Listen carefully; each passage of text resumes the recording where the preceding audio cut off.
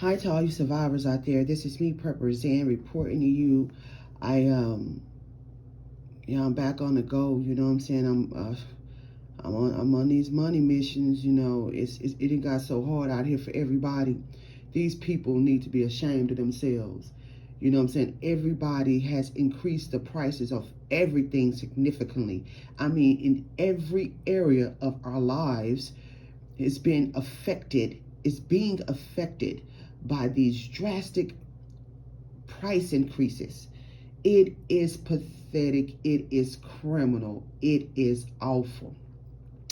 I was just listening to Brad at Full Spectrum Survival, and I thank Brad for all his support, and I thank Brad and his family for everything they do for the community and informing us about everything that's going on. He's saying that, he sends out his cards, through by way of Patreon to all his supporters, and they had to stop the production on that because they were getting something with the equipment, and now everything costs triple the price, and the production and the quality of these things are low.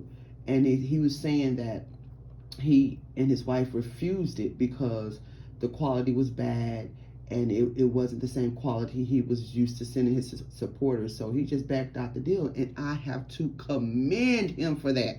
See, if all of us stick up for what's going on, they couldn't do this to us. But everybody want to keep going on with life like this is not criminal. Like this, it should be accepted. And that's why they keep doing and jabbing us the way they do and jab us. I had to go out somewhere outside of the city of Houston. I had to take a Uber to get to my destination. I have a car. I have vehicles paid for, but I had to go somewhere else that was out. And I couldn't get anybody. It was early in the morning, like 6 o'clock in the morning. Couldn't get anybody. Of course, don't want to bother people, to drop you off, even though I could pay them gas or whatever. That's kind of inconveniencing somebody early in the morning, so I just took it upon myself. The same ride that used to cost me $20-something cost me $50. When I tell you, from Uber to lumber to food to traveling to everyday products, they sticking it to us like never before. I was sick. If I would have known Uber was going to charge me double, damn near triple the price, you know what I would have done? I would have taken a bicycle, got up by 3-4 o'clock that morning, and cycled there. I'm not playing. I don't play when it comes to wasting money and wasting my time like that and feeding into this system. I don't even like feeding into the system. And I would have rather given the bike away to a homeless person or to somebody's kid who needed the bike than to give them a dime of my money. Now, I'm showing y'all this food because where I am, I had to buy this food, right? Now look, this salad, because y'all know I like to eat healthy. I eat healthy 99% of the time. This salad, $5.48.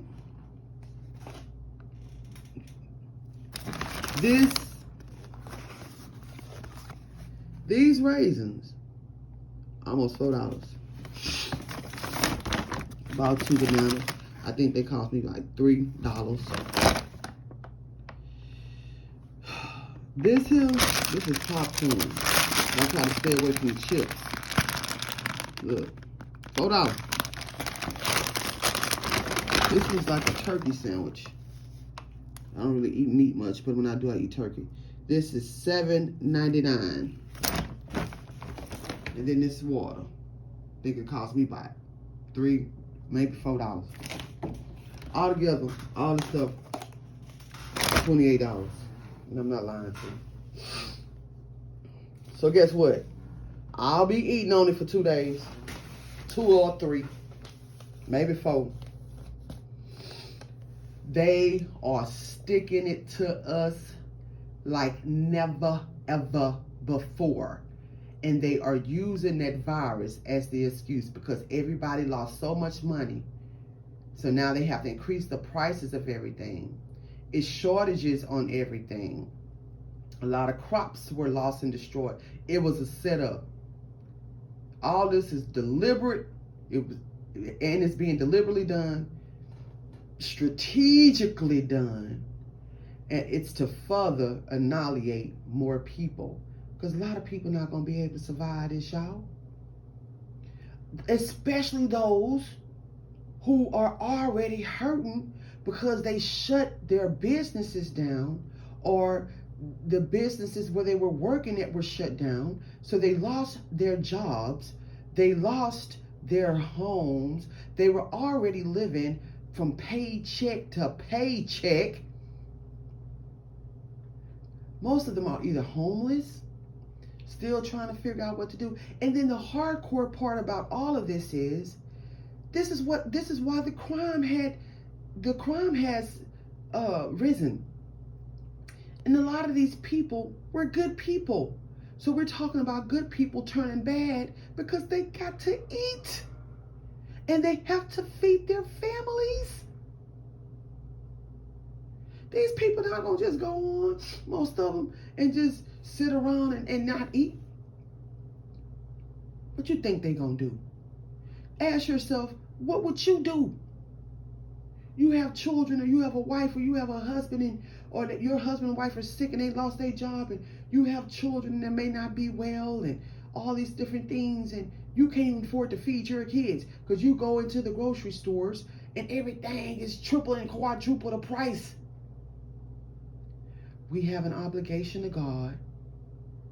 We have an obligation to ourselves. We have an obligation to our families. We have an obligation to one another to stand against this criminal act. It's criminal. And if you guys don't see the need right now to come together and help one another, you'll never see it. We have a responsibility out here to help one another. Even if it's just informing people. Listen, go get you a bag of beans. Go get you a bag of rice. You're going to get through these times. Even if it's just saying an encouraging word. Even if it's just spreading messages like this about these criminal acts these people are doing. So we could stand and rise together. I don't know how long they're going to let me be on this platform, because y'all know I bars none. I'm going to tell it like it is. I'm going to tell it how I see it. I'm going to tell it how I feel it. And I don't fear nothing or nobody but God. What can they do to me that they've already haven't done? All I got left within me is this truth. And I got a bunch of power that goes along with it. I'm not scared of nobody. And I'm not scared of nothing. I'm going to tell it how I see it. I'm going to tell it how I feel it. I don't care who have a problem with it. You guys prepare like you've never prepared before. Love your loved ones like you've never loved them before.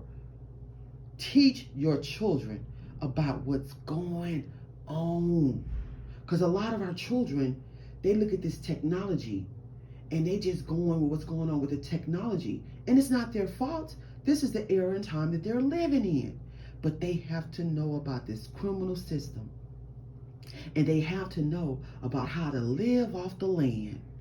Because that's what's going to get them through. Because when the technology stops and that grid goes down and they don't have access to the internet, they need to know how to survive. These kids like everything microwavable. Uber Eats. Anything and everything on the internet.